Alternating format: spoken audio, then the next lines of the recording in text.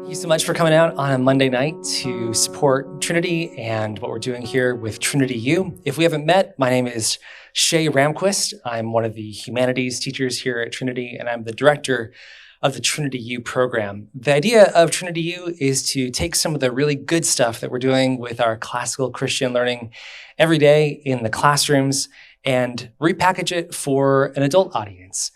We often hear at back to school night, parents saying, man, I wish I could have gotten this when I was in high school or I was in logic school or even grammar school. And so this is our chance to take a little bit of that stuff, the really good, rich, deep thinking and learning that we do together with students every day and offer it to our parent community. Tonight here, I'm very pleased that we have some special panelists alongside of us from our literature faculty in particular. We have Donnie McAdam, who teaches in both 7th grade literature and are you also doing, you're doing 11th grade philosophy and pre-rhetoric. 10th, I do, that's true, yeah.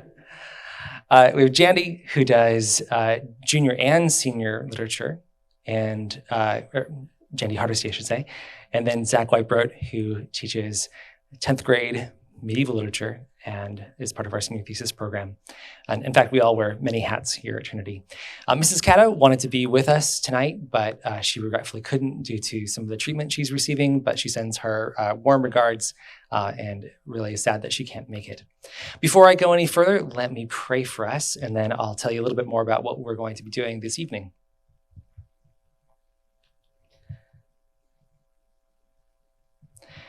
Heavenly Father, we thank you for the incredible world that you have created that is full of life and meaning, full of people and even weasels.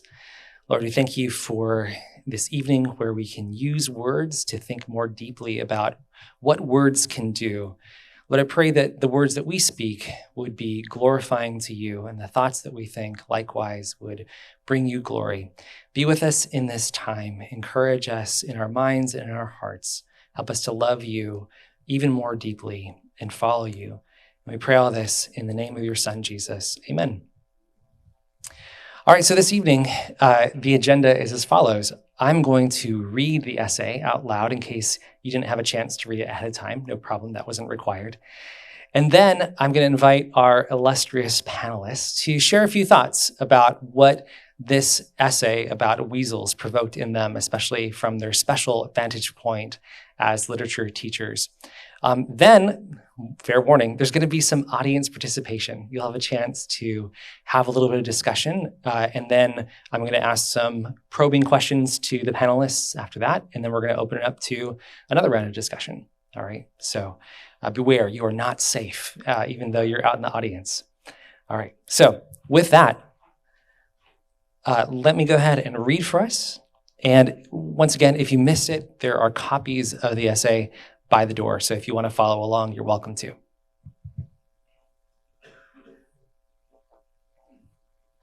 This is Living Like Weasels by Annie Dillard. A weasel is wild. Who knows what he thinks? He sleeps in his underground den, his tail draped over his nose. Sometimes he lives in his den for 2 days without leaving. Outside, he stalks rabbits, mice, muskrats, and birds, killing more bodies than he can eat warm, and often dragging the carcasses home. Obedient to instinct, he bites his prey at the neck, either splitting the jugular vein at the throat or crunching the brain at the base of the skull, and he does not let go. One naturalist refused to kill a weasel who was socketed into his hand deeply as a rattlesnake. The man could in no way pry the tiny weasel off, and he had to walk half a mile to water, the weasel dangling from his palm, and soak him off like a stubborn label. And once, says Ernest Thompson Seton, once a man shot an eagle out of the sky. He examined the eagle and found the dry skull of a weasel fixed by the jaws to its throat. The supposition is that the eagle had pounced on the weasel, and the weasel swiveled and bit as instinct taught him, tooth to neck, and nearly one. I would have liked to have seen that eagle from the air a few weeks or months before he was shot. Was the whole weasel still attached to his feathered throat, a fur pendant? Or did the eagle eat what he could reach, gutting the living weasel with his talons before his breast, bending his beak, cleaning the beautiful airborne bones? I've been reading about weasels because I saw one last week. I startled a weasel who startled me, and we exchanged a long glance. 20 minutes from my house, through the woods by the quarry and across the highway, is Holland's Pond, a remarkable piece of shallowness where I like to go at sunset and sit on a tree trunk. Holland's Pond is also called Murray's Pond. It covers 2 acres of bottomland near Tinker Creek with 6 inches of water and 6,000 lily pads. In winter, brown and white steers stand in the middle of it, merely dampening their hooves. From the distant shore, they look like miracle itself, complete with miracle's nonchalance.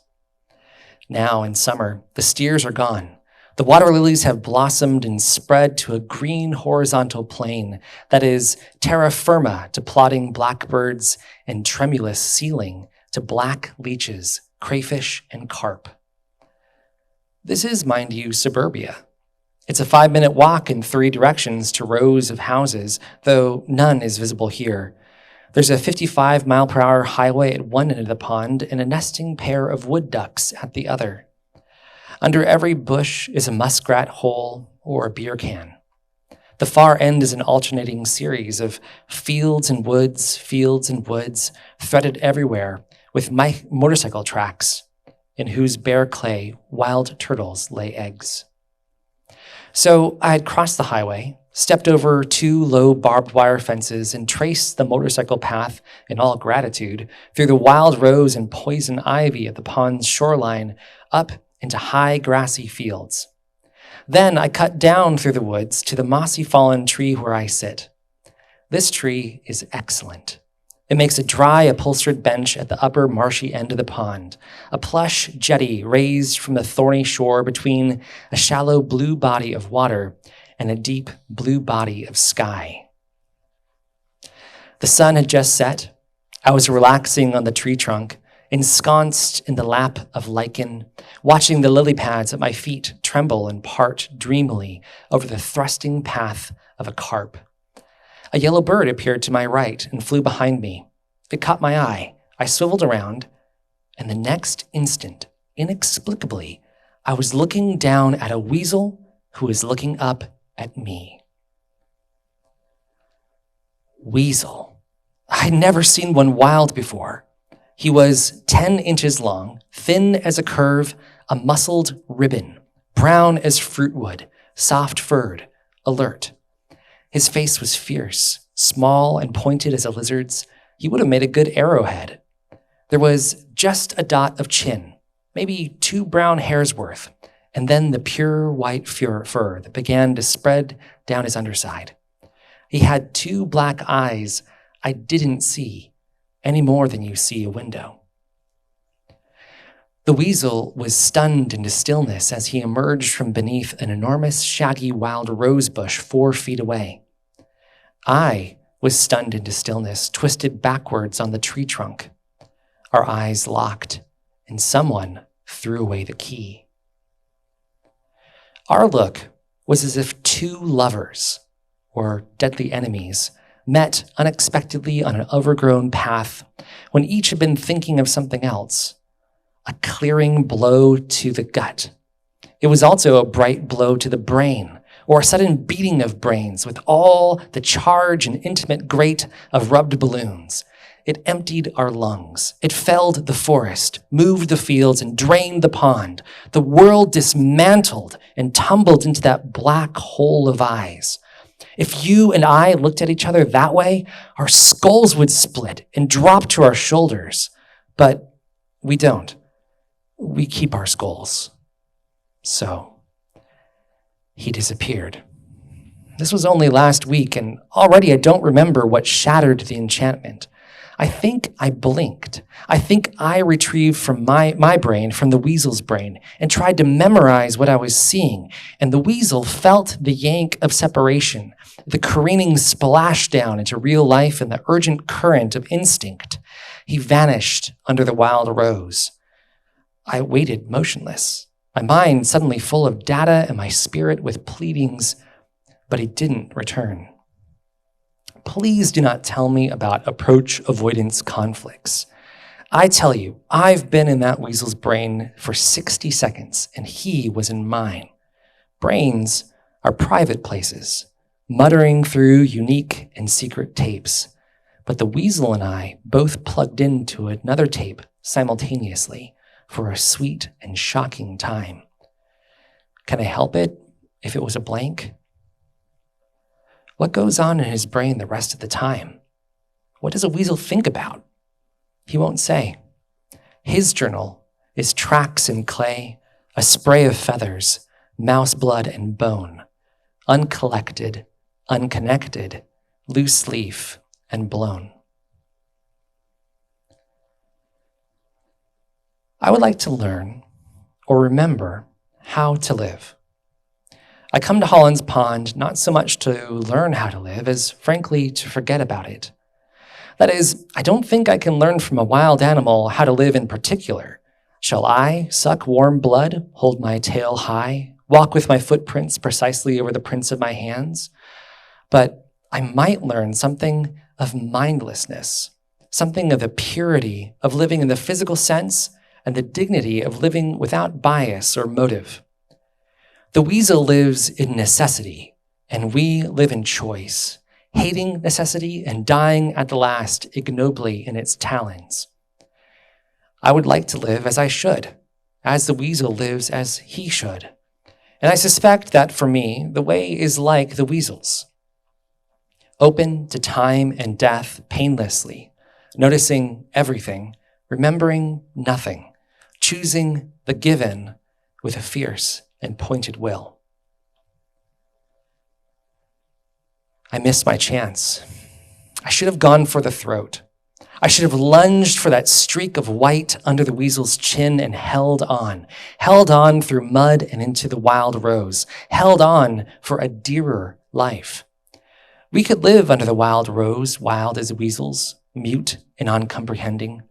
I could very calmly go wild. I could live 2 days in the den, curled, leaning on mouse fur, sniffing bird bones, blinking, licking, breathing musk, my hair tangled in the root of grasses. Down is a good place to go, where the mind is single. Down is out of your ever-loving mind and back to your careless senses. I remember muteness as a prolonged and giddy fast, where every moment is a feast of utterance received. Time and events are merely poured, unremarked and ingested directly, like blood pulsed into my gut through the jugular vein.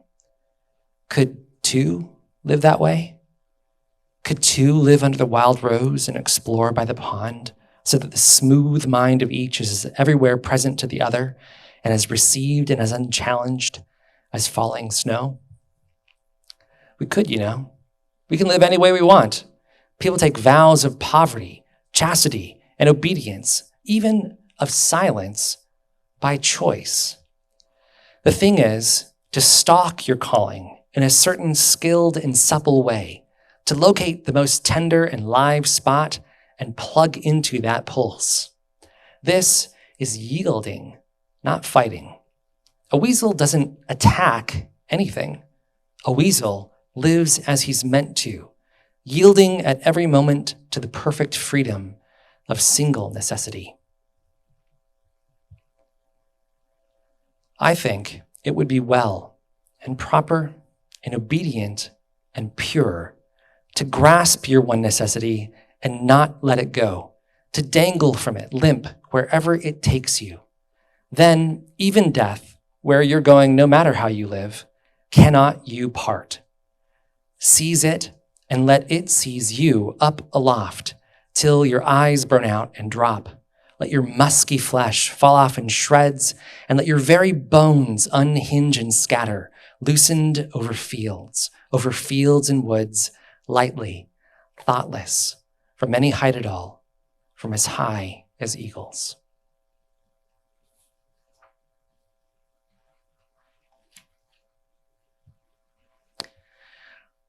What an essay. So, what was that? What did we just hear? To tell us more, let's first hear from Donnie. So since we're talking about writing, I wrote something out. So my particular interest in Dillard's essay largely concerns what it teaches us, or perhaps reveals to us, about the character of the essay as a particular form or kind of writing. The essay, as you might imagine from the term's common usage, can be defined as a piece of writing of moderate length, but its earlier usage also implied a want of finish. In other words, being characteristically unfinished.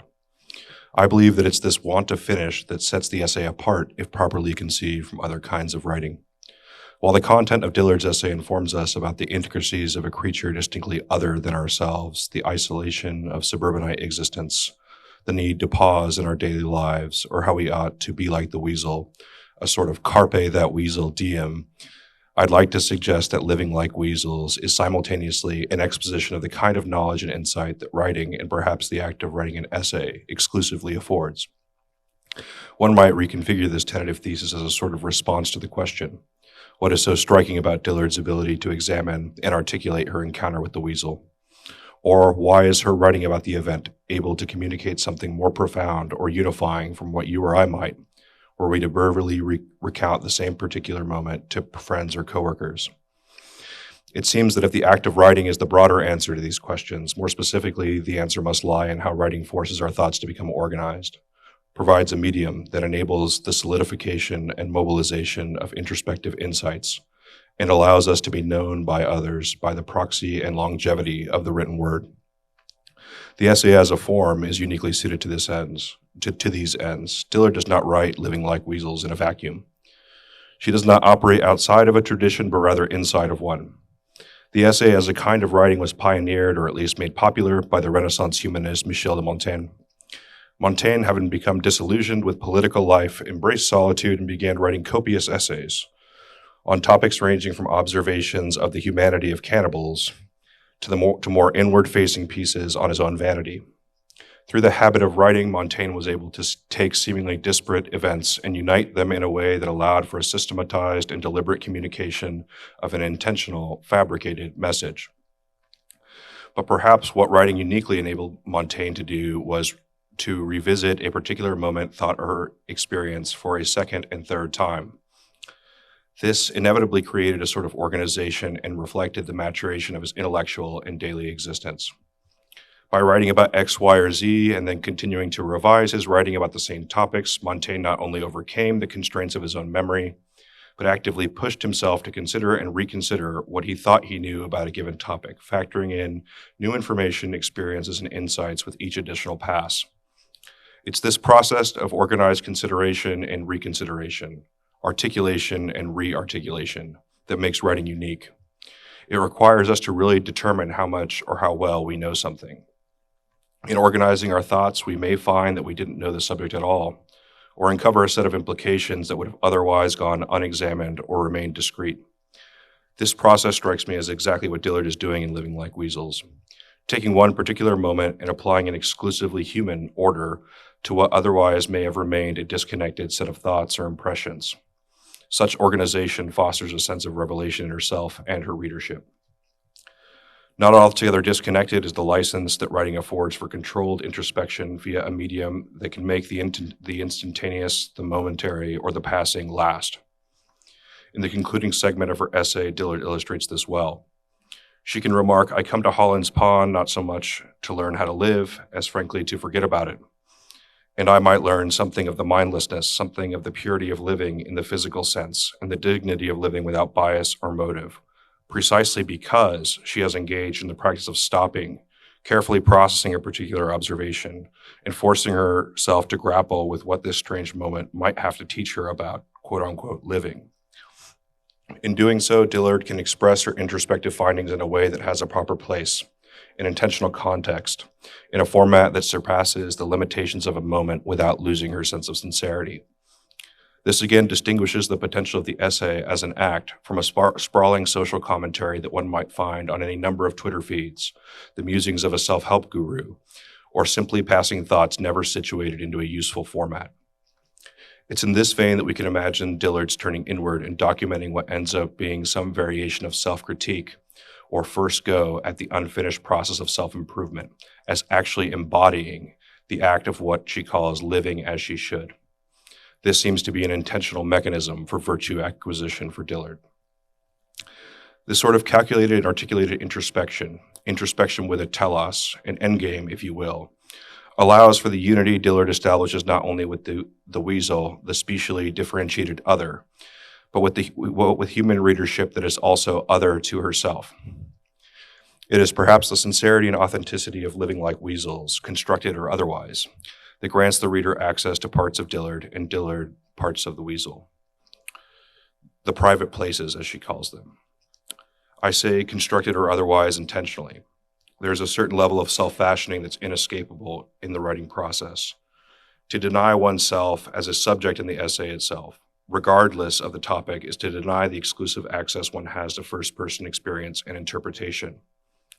Nonetheless, if approached honestly, even self-fashioning seems to produce a sincere outcome. In Living Like Weasels, Dillard cannot fully escape the constraints of self-construction. We know her as she wants us to know her and know the weasel as she wants us to know the weasel. Yet she seems to advance something true, something that has the potential to connect minds together.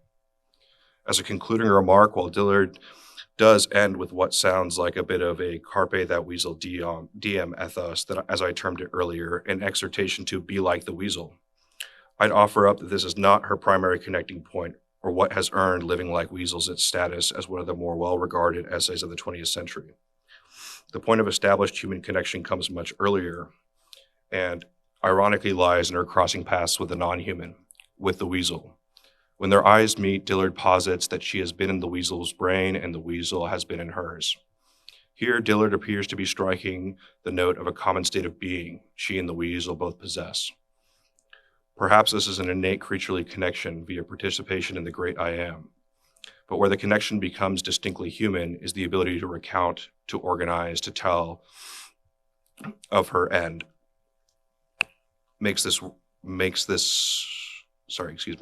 But where the connection becomes human is the ability to recount and organize and to tell of this event. In this way, Dillard can do what the weasel cannot.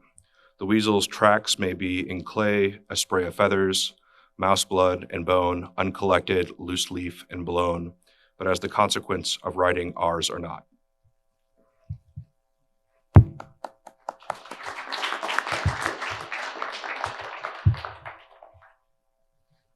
It's on. Is it? Yeah. Do you want me to just go ahead?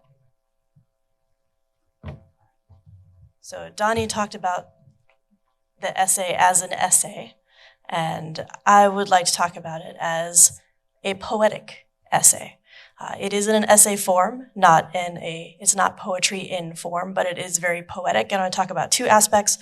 First, the poetic impulse, and then poetic knowledge. What do poets do? This is a generalization, to be sure. Poets do a lot of things, but I would argue that generally overall, poets see clearly, experience deeply, contemplate profoundly, and then express that experience vividly and beautifully so that readers can enter into that experience with them. Good poets have the gift of paying attention to things that most people don't, and marrying vivid concrete imagery with flights of abstract contemplation, they ultimately move towards transcendence, that is, extending beyond the limits of ordinary experience. So what is Dillard doing here? Her attention is arrested by the natural world, and she holds that encounter, enters into an experience, contemplates the abstract implications of that encounter, and expresses it vividly so that we as readers can share her experience as well as her reflections on that experience. Though she does not use a fully poetic form, she does use many poetic elements. Note her vivid imagery describing the weasel's activity, the pond itself, the contrasts in this natural place that's held in this suburban area, the specific weasel itself. Also note her word choice in specific places, notably the alliteration and repeated sounds in lines like, "Or did the eagle eat what he could reach, gutting the living weasel with his talons before his breast, bending his beak, cleaning the beautiful airborne bones." The repeated B sounds, the repeated E sounds in eagle, eat, reach, weasel, and even cleaning. It's just one extreme example of her words, which are carefully chosen throughout the essay for sonic impact and pleasure. Bright blow to the brain in another place. Both the weasel and her being stunned into stillness.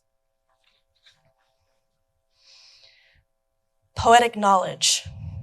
James S. Taylor wrote a book called Poetic Knowledge, and he described it as this: poetic experience indicates an encounter with reality that is non-analytical, something that is perceived as beautiful, awful, that is full of awe, spontaneous, mysterious. It is, we might say, knowledge from the inside out. What could be more from the inside out than literally linking brains with a weasel?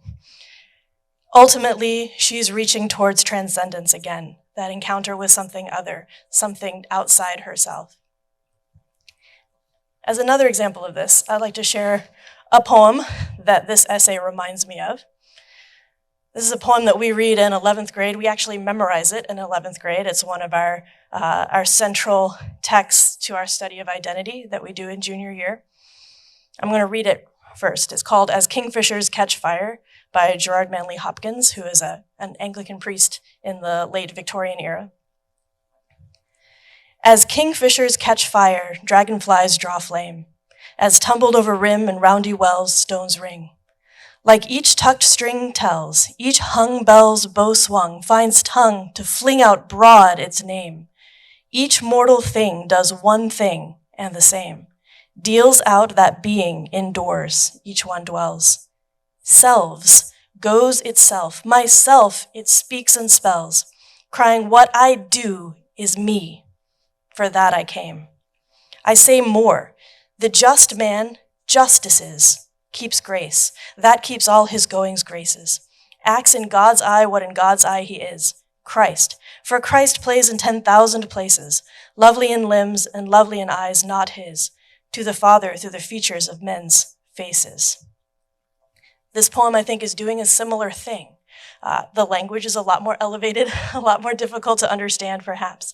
But the first half, Hopkins is pointing out things in nature and how they do what they are made to do, as the weasel does. They selve, they go themselves. Myself, it speaks and spells. Everything, their essential identity is shown through their actions, because that's what God has created them to be and to do. In the second half of the poem, Hopkins applies this observation to men. How do you recognize a just man? Well, he justices. More than that, in a transcendent way, who are we? We act in God's eye what in God's eye we are, Christ. As we act virtuously, as we justice and other virtues, we are acting out our identity in Christ. And that is what God sees. Dillard does not take her essay in an explicitly Christian direction, the way that this Anglican priest does, but her essay is nonetheless about transcendence, about an encounter outside the limits of ordinary experience, about an encounter with God's creation, doing what God's creation is made to do. It leads her to contemplate ultimate things. What happens in that moment when she locks eyes with the weasel? She says, "He had two black eyes I didn't see, any more than you see a window." Now, you don't see a window because you're seeing through it to something else. What is the something else that she sees? Whatever it is, it's earth-shattering. It felled the forest, moved the fields, drained the pond, the world dismantled. I'll leave us with a few questions, which we may or may not answer later tonight. She wants to know how to live. Can a wild animal help her as a human? Can a wild animal help her as a human know how to live as a human? The weasel lives in necessity, and humans, she says, live in choice. What does that mean? And if we live in choice, what does it mean to grasp your one necessity and not let it go? What is our necessity? Why do we hate necessity and fight against it, as she says? Are we called to things the weasel is not by virtue of our living in choice? Can the weasel teach us something about being human, as Hopkins suggests nature does? What would living in necessity mean for us?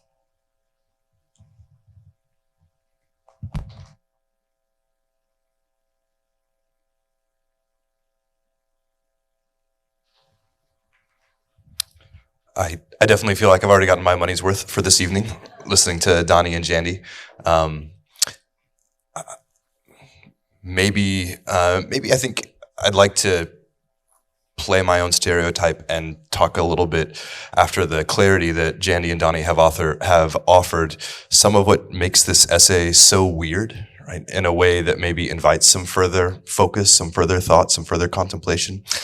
So not to undo anything that was just said, but maybe if you are like me, you started to notice some of the things that she tries to join together in this essay. And sometimes they seem very obviously and beautifully woven together. Other times they seem to jar against each other. And it's not quite clear how these things fit together. From the very beginning, whenever she talks about how she sees this image of the weasel, and she immediately remembers these times where these horribly grotesque things happen to a weasel or because of a weasel. And by the end of the essay, we're supposed to be thinking, oh, I could learn something from the weasel. Maybe I should want to be like the weasel, this thing whose decayed, musky flesh is, I was going to say dripping. That seems like mixing my images, but is just decaying and falling all over the ground. That's what I'm supposed to want to be like in this essay? That's weird. I kind of don't want that, but I kind of do want that based on how she describes it. Is that really what she wants? So that's one of the things that I think is particularly strange in this essay, how she tries to amplify what is intensely attractive about the weasel and what it represents for her, and also at the same moment, incredibly repulsive and grotesque. So whatever it is that she's trying to do, in some ways, it doesn't seem like she's trying to be overly clever about it. She's kind of making it hard for the rest of us to maybe buy into some of the things she may or may not be trying to sell. Some of the things are just very much more on the surface. For instance, she talks about how our look was if two lovers or deadly enemies met unexpectedly on an overgrown path when each had been thinking of something else. What do lovers and deadly enemies have in common? What do they have alike that makes this experience like the encounter of those two very different kinds of figures? And if it's like that, you know, Jandy and Donnie both mentioned this idea of the human encountering the animal. Are they like lovers? Are they like enemies? Are they like something totally different? What is it that creates this magnetic connection? She later on in that section describes how if you and I were to look at each other in the same way, our skulls would split and drop to our shoulders. But we don't. We keep our skulls. And again, that idea of she creates this moment that seems so intensely magnetic and attractive, right, in multiple ways. And it seems like also kind of a good thing that we don't see each other in those ways. And so the way that she plays with both that which is attractive and that which is repulsive at the same time is kind of fascinating. Donnie also spoke about how she is using the act of writing to uncover what she thinks, right? The essay begins, who knows what's in a weasel's brain? And it seems like the very act of writing that she undertakes is the thing she has to do to know what's in her brain. Right, to know what she is experiencing. And in doing so, she has to fashion herself, create this version of herself, which would probably be very different than what you and I would perceive of her if we saw her typing away at a coffee shop, right? Or if we encountered Annie Dillard in some other context. And so this way of creating this intense, intimate portrayal of yourself where you are 100% in charge of every detail that you choose to reveal about someone else? Is that really honest? Is that really being open? Are we actually getting to know her? Is she creating this character for herself through her words and through her language that is kind of this manipulated, Photoshop edited image? Or does language itself kind of make that not possible? Right? Do we try to use a tool which is always going to betray our best efforts? Is she this master craftswoman eminently in control of her words, crafting the exact image she wants us to see? Or is it possible that she's choosing a medium like words where to do that's kind of impossible? They're always going to evade our grasp. The things that we try to use to make ourselves known, it's always going to be just a little bit beyond what we're actually capable of. We can't actually master the words to make exactly the image that we want to see. What's going on with that? And then maybe one last tension or one last weirdness that really jumps out at me, at least, is the virtue that she gives of paying attention. Jandy wonderfully spoke about how it's a unique virtue of poets, of paying close, paying really good attention to the things around you.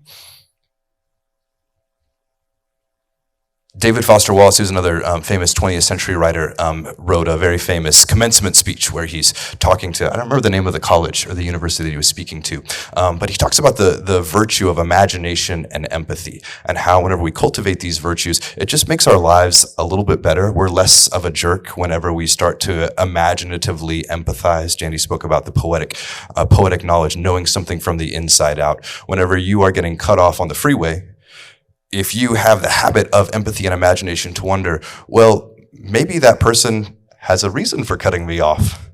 Maybe they're right to the road. Well, not in a legal sense, like maybe in some kind of spiritual or other sense, like maybe they did just get horrible news on their earpiece and they do not have the emotional self-control to stay in their lane. They've got to zoom over and get to that exit, right?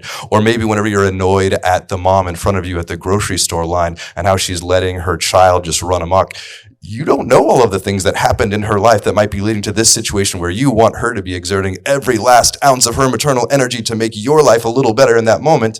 Maybe there's a really good reason why she doesn't have that emotional energy at this exact moment. So he's talking about this virtue of empathy and imagination that we ought to cultivate so that we become less egocentrically in the center of our experience of reality. But then he ends with this note of caution that there's all kinds of things. Like if we could actually ask one another, why are you doing what you're doing? Not in that way that is obviously and immediately offensive, but rather in that disarming sense of, I actually do want to know who you are and why you do what you do.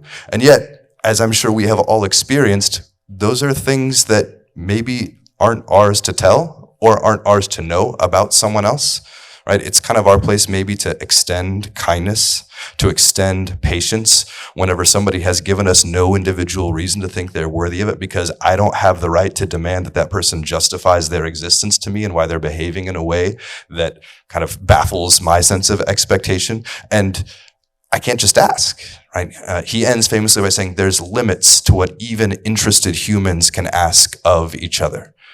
And Annie Dillard's working this way with a weasel, a thing that she admits can't talk. She has no idea what it's saying, but she takes this living thing, this organic thing, this thing that she describes as the thing which would make a perfect arrowhead, a tool that is useful, and she transforms this living being into a tool that she is using to unlock herself, to unlock the audience. That's another kind of oddity, right? How could you pay attention to something without making it your own little object, your own little toy, your own little plaything that you have just, again, crafted a version of, rather than encountering that real electric living thing that draws you out of yourself into this almost unwilling moment of encounter, of real presence with each other.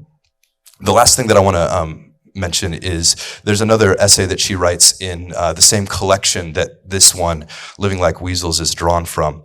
And she talks about this experience she had of being in the Galapagos Islands and meeting this guy who was in his 30s, estranged from his wife, just lost a custody battle. And he's here in the Galapagos Islands in a little shack somewhere, and he has a little stone. And everybody knows that this guy, Larry, he wants to teach the stone how to talk to him.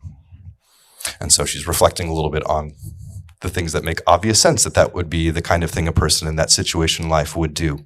But then she is thinking about what else she might understand of this and writes, "We are here to witness. There is nothing else to do with those mute materials we do not need. Until Larry teaches his stone to talk, until God changes his mind, or until the pagan gods slip back to their hilltop groves, all we can do with the whole inhuman array," right, that vast panoply of nature that we find ourselves in, "is watch it. We can stage our own act on the planet, build our cities on its plains, dam its rivers, plant its topsoils, but our meaningful activity scarcely covers the terrain. We do not use the songbirds, for instance. We do not eat many of them. We cannot befriend them. We cannot persuade them to eat more mosquitoes or plant fewer weed seeds. We can only witness them, whoever they are. If we were not here, they would be songbirds falling in the forest." I think, like both Donnie and Janie expressed, that idea that she's paying attention, she's bearing witness to something is really crucial for whatever's going on in this essay. But then again, at the same time, there's that almost inescapable tension, that dilemma that comes. So you're just paying attention? You're just bearing witness? You want us to experience that deeply attractive joy of senselessly, thoughtlessly emptying ourselves and being in that mode of pure experience?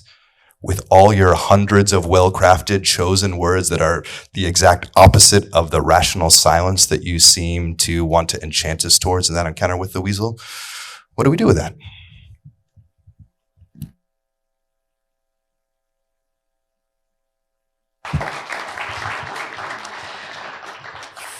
Thank you, Zach, Jandy, and Donnie, for those thoughts. We're going to turn the spotlight on to you now. I bet you have some good thoughts about this essay. I'd like to have you turn to maybe 2 or 3 or even 4 people that are around you. And then let's try to answer a really simple question, which is from the title, Living Like Weasels. In what way is Dillard urging you to live like a weasel? And should you do that? Should you live like a weasel? If so, how should you live like a weasel based on this essay? All right, take a few minutes and chat about that. All right, who has heard a good answer to the question, what does it mean to live like a weasel? And it might have been you yourself who said the thing that you heard. But would anyone be willing to share an answer to that question? What does it mean to live like a weasel? From this essay, what do you think she is commending to you as a way of life?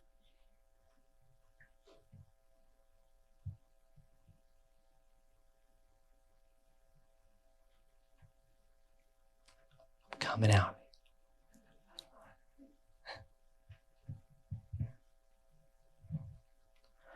You should live how God wants you to live, not how you want to live. Like how God made you, not what you want to do. That sounds like a very promising answer. Can you connect it to the weasel? How is that connected to weasels?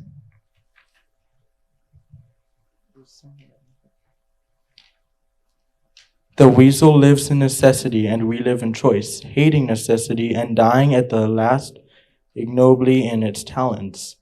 So maybe, what does it mean by necessity, do you think we could?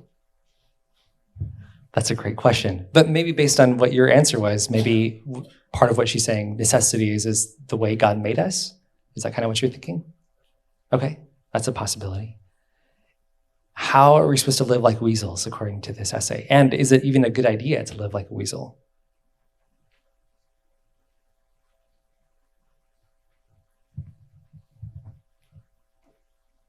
Well, we were discussing it at some level. It feels like it kind of it falls apart, or I don't know if the falls apart is the right way to say it, but it answers itself. So if there's necessity and choice, if God made the weasel to do what the weasel does, and I imagine this weasel is emblematic of all weasels. They all do what they're supposed to do. They can't not. Then, by comparison, if you bring it back to us, we can't not do what we were meant to do, which means, we have a choice, which means we make choice. So in some ways, it's like, oh well, Hitler did what he was supposed to do, and Jesus did what he was supposed to do. We are made to just people are made to justice, which scarily means that evil people are made to evil. I don't know, but Yeah, I think that's one of the tensions in the essay, because like a weasel lives with instinct, right? And just kind of does whatever it's made to do. Maybe she's arguing free will is a bad idea and we should just kind of give in to determinism or something like that. And just, we have no choice in that. Or it's bad that we have choice, perhaps. Do you want to follow up? Yeah. just offer a little hope, I guess. I would think like the Westminster Confession, the question one is, what is the chief end of man? So if the chief end of weasel is to weasel, the chief end of man is to glorify God and enjoy him forever. So we do have special revelation to kind of get us out of that, I guess, maybe.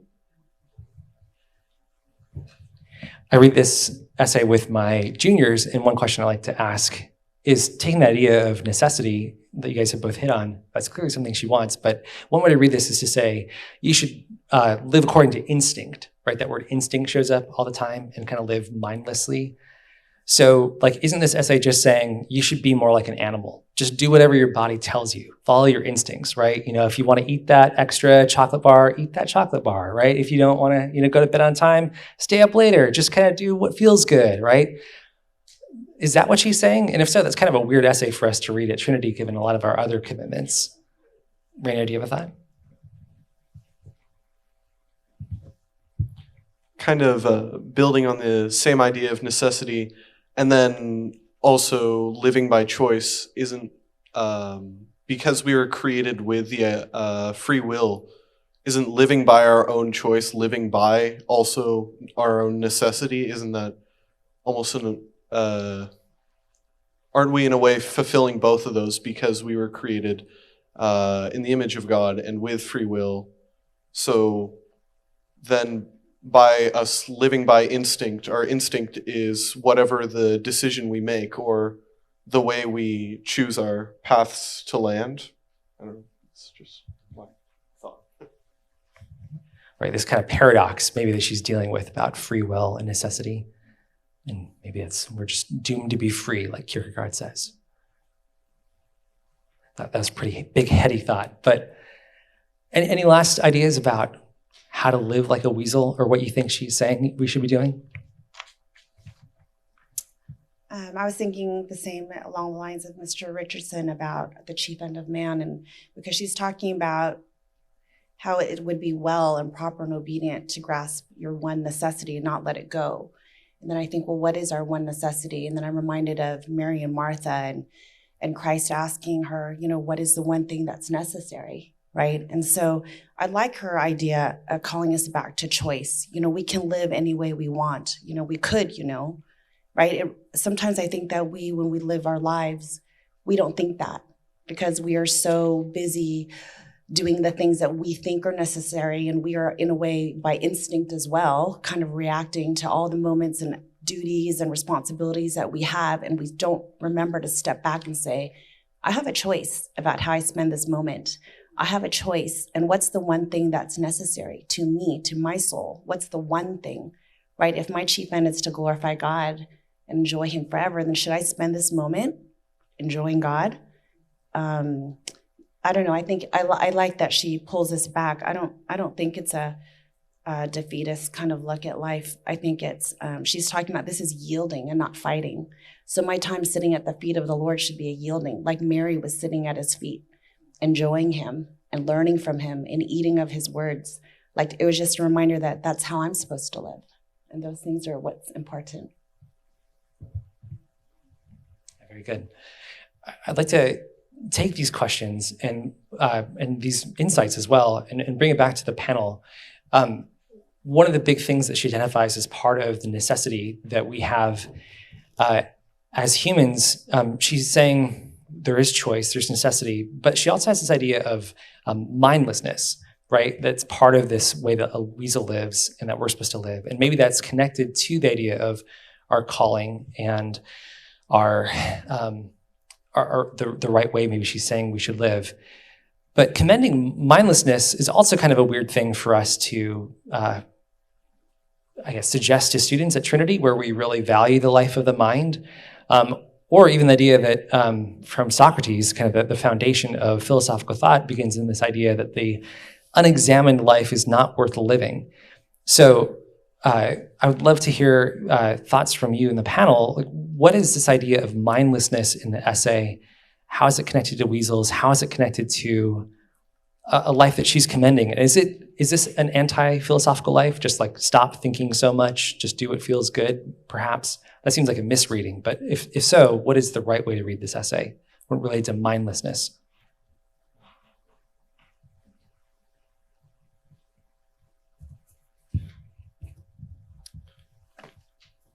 One of the things that mindlessness means for her is openness for experience. Like in that 5th section, she talks about how in that moment she went down. Down is a good place to go, where the mind is single, out of your ever-loving mind and back to your careless senses. I remember muteness as a prolonged and giddy fast, where every moment is a feast of utterance received. In that mindless moment, she's mute. She's not speaking. She's not having to work the machinations of her mind to use her language to experience and mediate reality. She's just receiving. And in that muteness, that enforced fast, she's able to receive a feast. I think that fits, Mrs. Yu, what you were describing reminds me of what she talks about in the last paragraph on that section, when she says, we've got choices, we can live any way we want. And all of her examples are of people choosing lifelong vows of self-discipline, right? We could choose any way we want, like choosing to never talk again, choosing poverty, choosing chastity, choosing obedience to some given master, right? Something that didn't have to be this way, and then you choose it, and then that choice creates a constraint for you wherein maybe there's some kind of freedom, right? You don't wake up every day thinking, all right, got to find the most attractive and lovable person and go love them. You find someone and you marry them, and your choice is made. You don't have to then make all the other countless choices. You don't always have to be analyzing or examining this or that because the choice is made. And there's maybe a kind of mindlessness that she has in mind there whenever you can shut one part of yourself down to receive. And then as Donnie, I think ably pointed out, she's not just inviting us all to hold hands and empty our minds and mystically experience something together. Right? She's using then her mind, but she has to open herself up to that experience, turn off her brain for that moment, be drawn into that which is alien and other, and then find later in herself a whole well of experience, of sensation, and even of thoughts and ideas that she can work with. But I don't think she would have gotten there if she wasn't mindless, at least for that moment.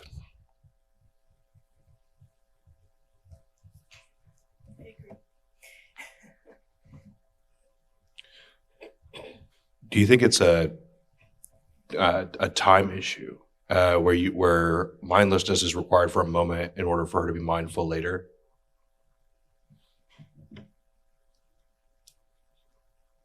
Yes. Yeah, well, I think that's exactly what it is. It doesn't say, she doesn't say that I might learn to always be mindless or to always live like this. She says that I might learn something of mindlessness. When she encounters the mind of the weasel, it says, she says, the weasel and I both plugged into another tape simultaneously, a different brain. Can I help it if it was a blank?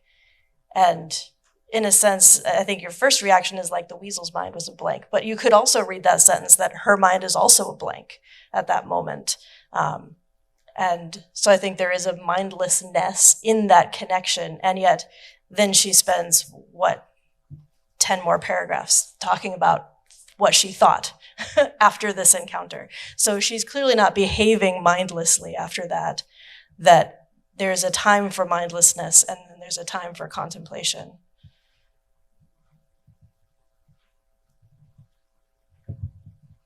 What do you make of the fact that this mindlessness, this kind of moment that she has, is taking place in nature, a place where there aren't words naturally, right? She's intentionally seeking out this place of solitude and silence, though maybe not so silent with all the birds and other creatures about. Is there something about that context do you think is important for the way that she's commending us to live, or at least reflect and spend some time in?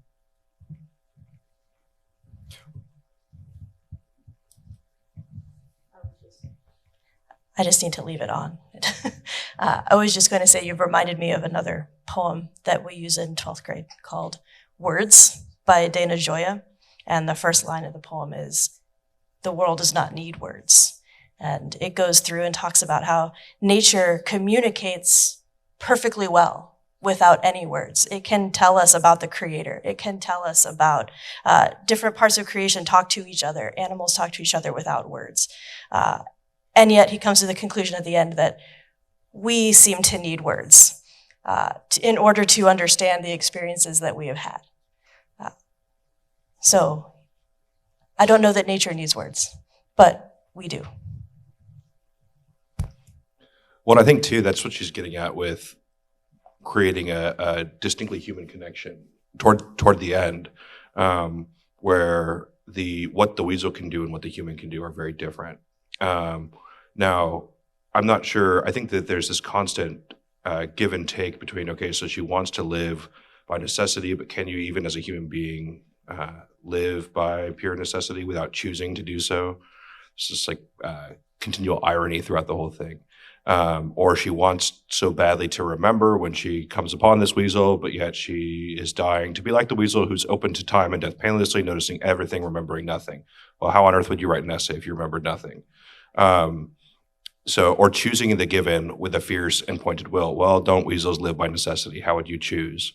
There seems to be all this kind of intentional problem creation that doesn't necessarily have an easy solution, where we could say, okay, just go sit in nature and observe some things, and you could go be very romantic about it. But I don't think that's necessarily what she's getting at.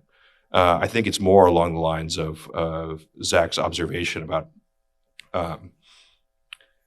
making particular choices that will become habituated and thus a sort of second nature, and lead you to live in a particular kind of way. I think that's what she's why she emphasizes stalking your calling in a certain skilled and supple way.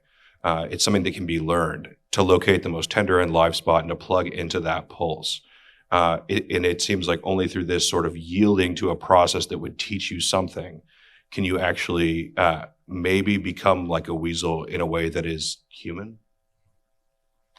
Yeah, I like that quote that you referenced, Donnie, finding that tender, vulnerable, but also life-giving spot that you can plug into, sink your fangs into, and then find something that you, as she says in her last few words, that you would not want even death to part you from. To the question of nature, one of the things that I love about this essay is she doesn't survey this suburban landscape and so in a superior or ironic fashion dismiss it. She looks and she sees you've got these bushes, and look, there's a muskrat hole, and look, there's a beer can. And in this environment where the very human and civilized and the wild mingle, you have this new thing that's made. You have the motorcycle tracks that create these furrows that other things can then, what's the particular one? Oh, the motorcycle tracks in whose bare clay wild turtles lay eggs. And so in this intermingling and the sharing of the space, the wild and the natural and the utterly mundane and the utterly quotidian and the kind of magical, that they all work together. So again, she's not the person who seems to be demanding that we approach nature with this very Zen-like rational silence, but she does see in this encounter with nature, whether it's something that's other or something just even that has the possibility to startle you, to bring you off guard, there's the possibility where something more might be found, something that's real, something that's magnetic and attractive, that has the potential to draw all of this out of her, all of this out of ourselves.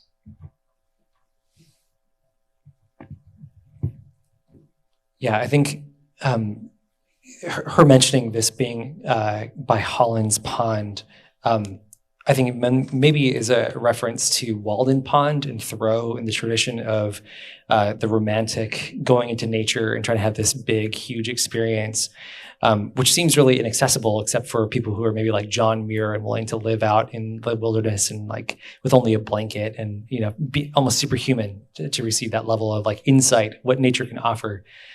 But here, you know, and could we have this kind of encounter with maybe not a weasel, but other types of instances in nature, even in a place like Santa Clarita, which also has this tension, this wonderful tension between like a very built environment of suburbia, but also the wildness of the edge of, you know, Los Angeles and the Mojave Desert's just over those hills, right? Like what would it be like to be stalking, maybe not our calling, but just an awareness or a revelation like this in our everyday life here in Santa Clarita? What would that take to have that type of revelation? Not necessarily to write an essay like this, but just to be aware enough to notice something like this. What do you think that would require of us? Can I answer that with another question? I'm interested, you mentioned the idea of being startled. Like, and you're suggesting, what can we do to go out and try to have this kind of encounter?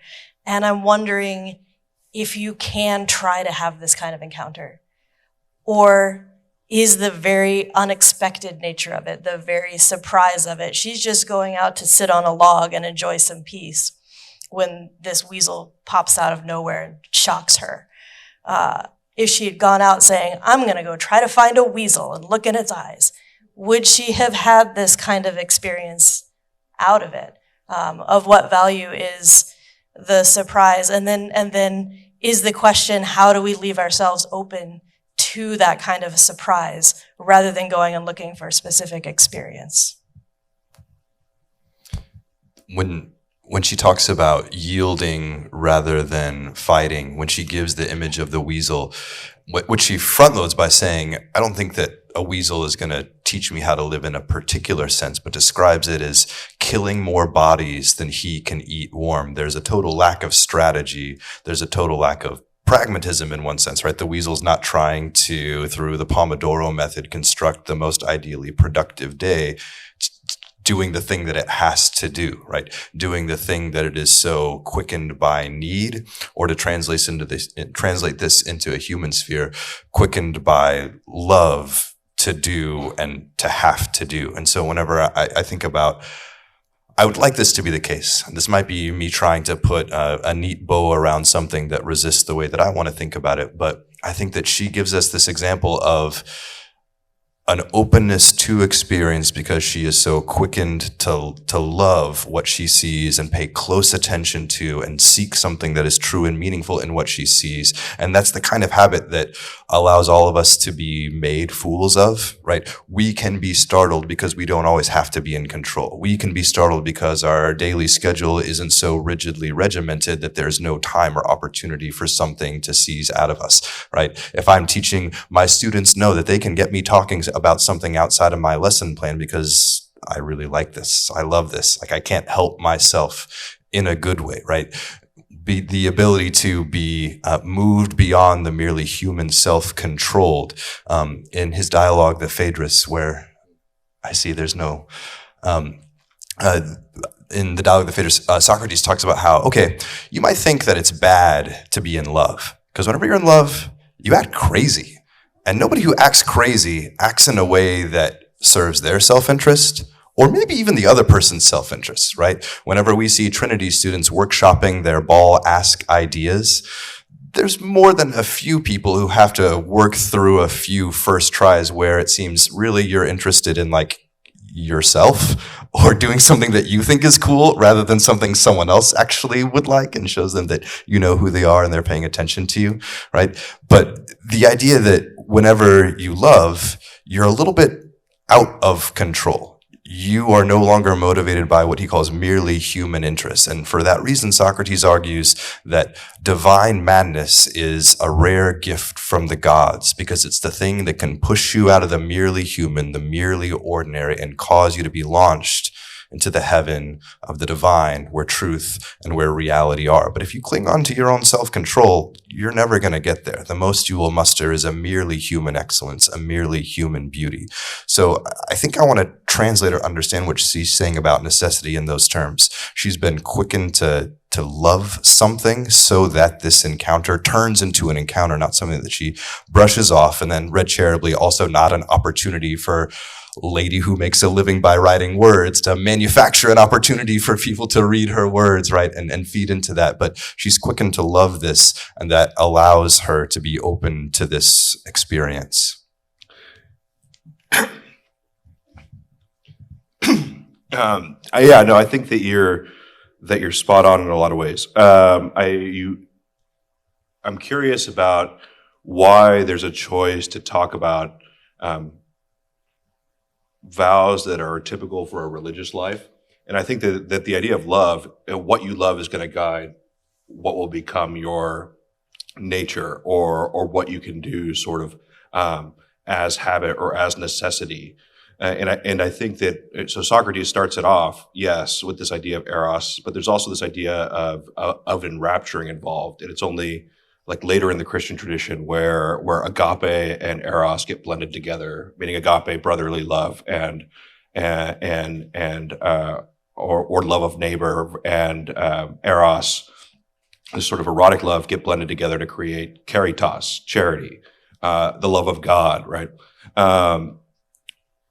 And it seems like if we were to make that transition, okay, so the weasel can't help but love in this sort of strictly erotic sense, meaning it functions off of necessity. It's enraptured by its very nature. And if we move and say, okay, so why is she talking about all these hyper-disciplined vows that one could take? Why is she talking about skills? Why is she talking about yielding to something?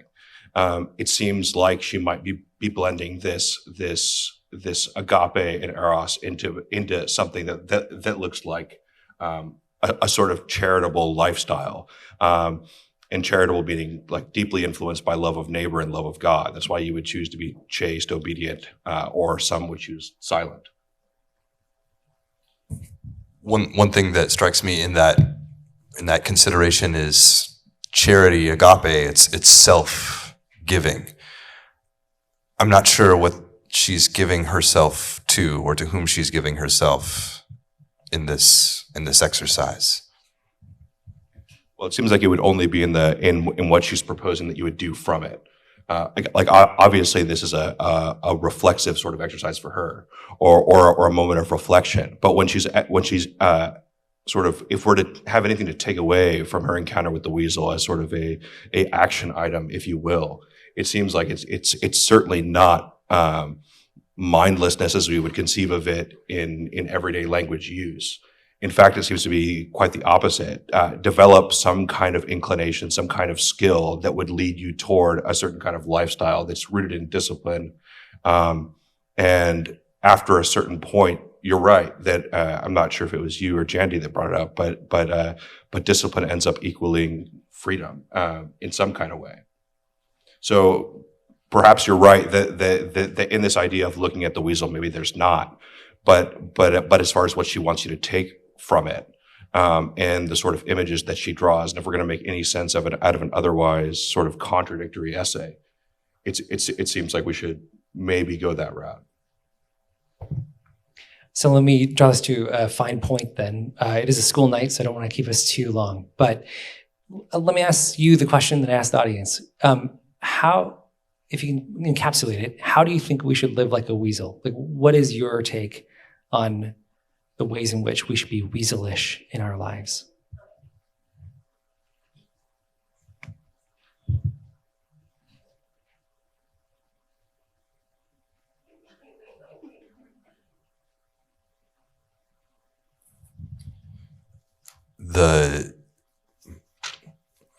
The line from the text that stands out to me in this is about how the weasel chooses what's given with a fierce and pointed will. The weasel doesn't create its own life or forge its own destiny. It chooses the thing that's given.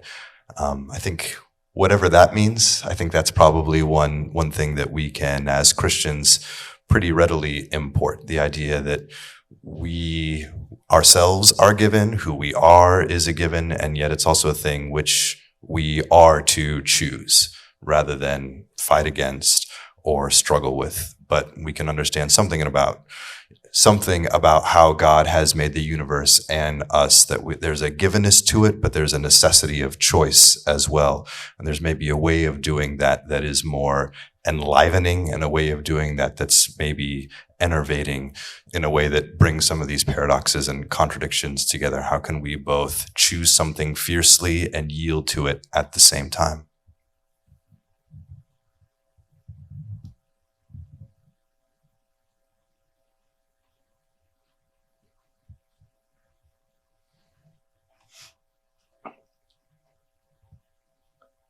My answer might be a little shorter.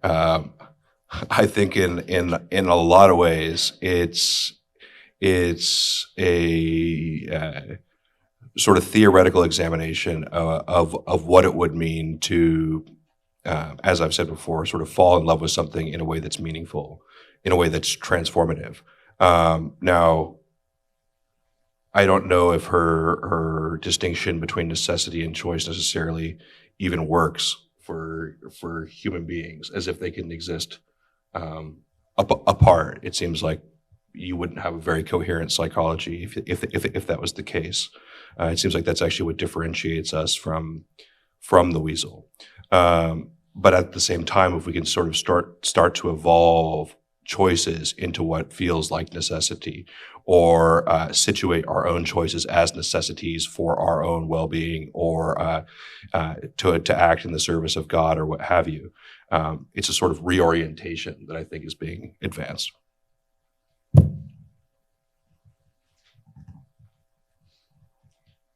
Yeah, I think we have been talking about this question in a sense the whole time. And I think that they're right to choose the given, to grasp your necessity, which means you have to find out what your necessity is. Is there one necessity for all people? Is it just glorify God and enjoy Him forever? Or do each of us have our own certain way that we are to glorify God and enjoy Him forever? And how do we find that out? And she doesn't really go into how we would find that out. But I think that's part of what she's getting at. I don't think we are to live like the weasel in the weasel sense, but we are to live as humans the way that the weasel lives as a weasel. What is it about humans that, what is our necessity? What is our individual necessity and our necessity as humanity?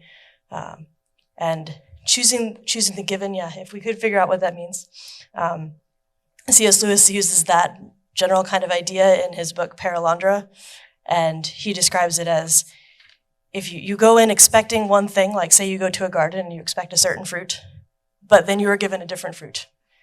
And you could spend the rest of the day being like, oh, I really wish I'd had that fruit I expected, instead of embracing and enjoying the fruit you are given. And the character in Paralandra says, we need to choose the given.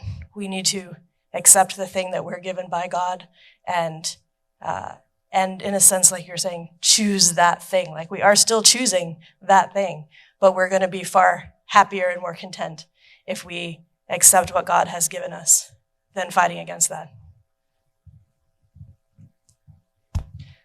If I may be so bold as to answer my own question, I would, as much as I wish the answer was, I need to go get my fangs reddened by, some small creatures, or, collect some mouse blood and bones. I think that this essay speaks to something that sometimes can happen to people that like to think, which is overthinking, analysis paralysis, right? Where there's just so many options out there. Maybe that's just me, but that can sometimes be paralyzing. And I think the image of the weasel socketed into the man's hand just so tightly, or, swiveling around and latching onto the neck of the eagle. I think that idea of finding something, and once you find it, to sock it in and not let go. I think there's this a number of points where there's metaphor to marriage in here. There's the idea of like walking along like two lovers that meet unexpectedly, or making vows for life, or at the very end about seizing something, and then even death cannot you part. You know, that's all kind of marriage language. And I think that also provides a metaphor. Zach, you mentioned this before, of once you make that decision, then just don't let go. Don't even think about it another second. Just connect to it, no matter how high or far it takes you, no matter what it costs you. Once you know the one thing that's for you, once you're given that wonderful grace to figure what that is, and that doesn't just have to be marriage, it can be all sorts of different things. Hold on to what is good as fiercely as a weasel. So, all right. Well, thank you guys for coming out tonight. I really appreciate it.